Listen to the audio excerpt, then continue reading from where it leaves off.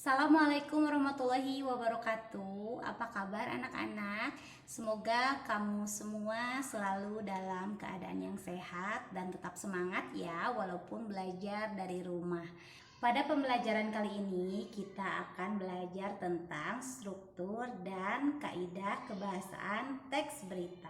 Pada pembelajaran yang pertama, Ibu sudah menjelaskan bagaimana menentukan unsur-unsur teks berita. Ibu berharap pembelajaran yang sudah berlalu jangan sampai dilupakan begitu saja ya, karena berkaitan dengan struktur dan kaidah kebahasaan teks berita. Dengan tujuan pembelajaran diharapkan kamu mampu menentukan struktur dan kaidah kebahasaan teks berita yang kamu baca dan kamu dengar. Struktur teks berita terdiri dari 3 yang digambarkan dalam piramida terbalik. Hal terpenting dalam sebuah berita ada pada bagian kepala berita.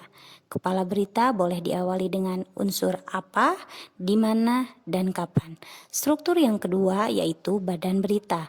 Badan berita biasanya menjelaskan tentang unsur mengapa dan bagaimana.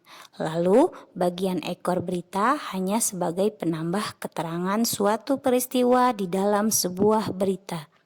Setelah kamu mempelajari struktur teks berita, Ibu akan mengajak kamu mempelajari tentang kaidah kebahasaan teks berita.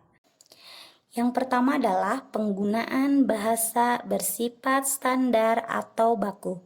Yang kedua, penggunaan kalimat langsung.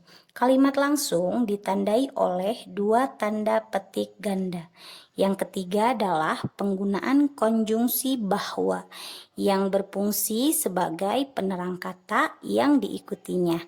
Yang keempat adalah penggunaan kata kerja mental atau kata kerja yang terkait dengan kegiatan dari hasil pemikiran.